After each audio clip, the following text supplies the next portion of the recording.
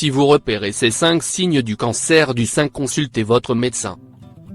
Dans sa définition littérale, le mot cancer signifie la présence de cellules anormales qui se multiplient d'une manière anarchique irrépressible. Lorsque le cancer se déclenche au niveau du sein, les cellules cancéreuses peuvent demeurer au niveau de cet organe ou se répandre en dehors par les vaisseaux sanguins pour devenir invasifs ou infiltrants. C'est la maladie la plus répandue dans le monde chez la femme et d'ailleurs 1 femme sur 9 sera concernée par le cancer du sein. Webb nous éclaire sur les symptômes à ne pas négliger, qui peuvent être révélateurs et synonymes du déclenchement de la maladie. Le cancer du sein est la première cause de mortalité chez la femme en France et se situe au 2e rang des cancers et au 3e rang de la mortalité par cette maladie. Et selon Santé publique, la France se situe au 8e rang comparé aux pays de l'Union européenne.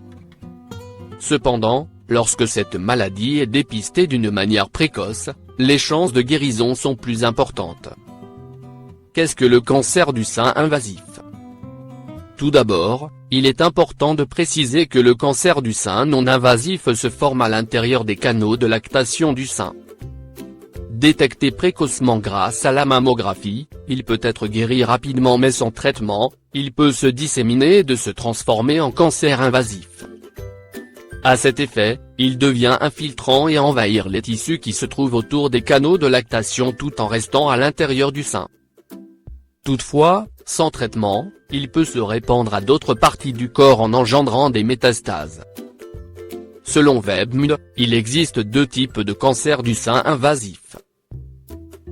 Milieu carcinome canalaire invasif, IDC, qui se caractérise par la présence de cellules cancéreuses au niveau du canal lacté se répandant dans le tissu mammaire et peuvent même se propager dans d'autres organes. Milieu carcinome lobulaire invasif, ILC, qui débute dans les lobules ou les glandes du lait puis se dissémine.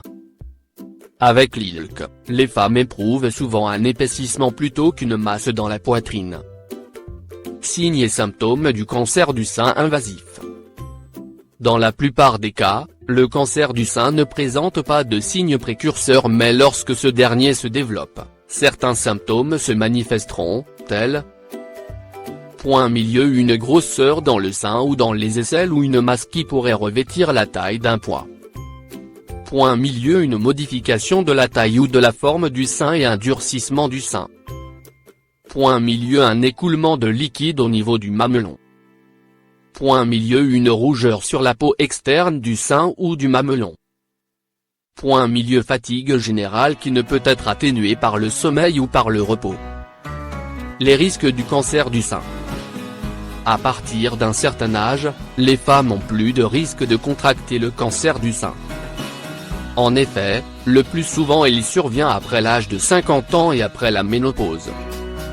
Par ailleurs, la génétique et les antécédents familiaux jouent également un rôle prépondérant.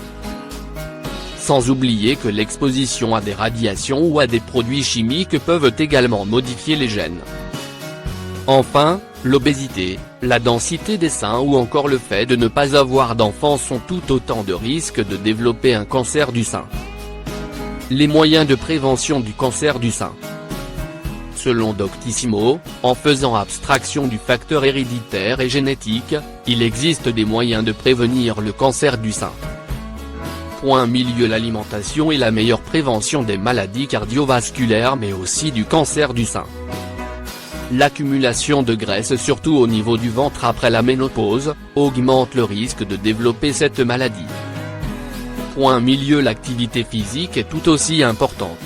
30 minutes par jour peuvent être suffisantes pour amoindrir le risque de 30 à 40% de développer la maladie.